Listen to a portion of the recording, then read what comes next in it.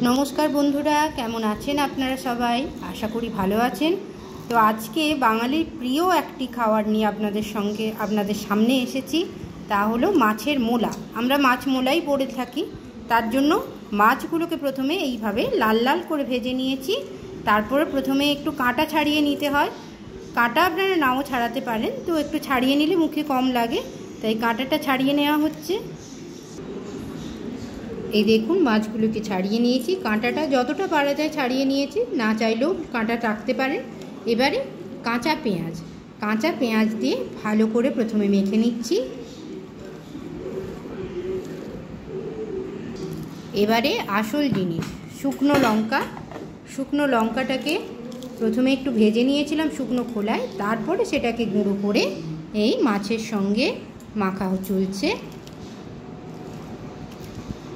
যাতে ঝালটা বেশ মুখে লাগে সেই জন্য বেশ খানিকটা শুকনো লঙ্কা ভালো করে মাছের সঙ্গে মেখে নিচ্ছি। শুকনো লঙ্কা দিয়ে ভালো করে মাছটাকে মেখে নিয়েছি। এবারে দেব পরিমাণ মতো নুনটা একটু আপনারা দেখে নেবেন, কারণ মাছ ভাজার সময় আমি নুন, লঙ্কা আর হলুদ দিয়ে মেখে নিয়েছি, ভালো করে ভেজে নিয়েছিলাম, তারপরে এখন নুন দিয়ে মাখলাম।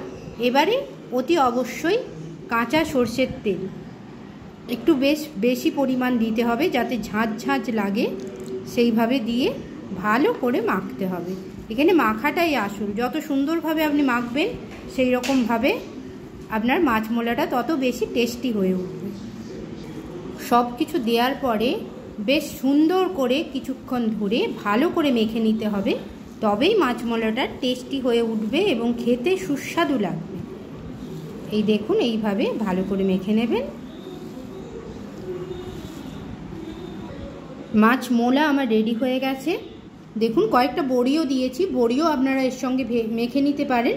তো আমি ভাজা বড়িটা রেখেছি, যখন খাওয়া হবে তখন মেখে নিতে পারবো সেই হিসেবেই রেখেছি। তো এইভাবে বাঙালির প্রিয় মাছের ভর্তা বা মাছ মোলা যাই বলে থাকুন, একবার বাড়িতে বানাবেন, খুব সুন্দর লাগবে খেতে। তাহলে বন্ধুরা আজকের মতো এইটুকুই রাখলাম। নমস্কার, সবাই ভালো থাকবেন।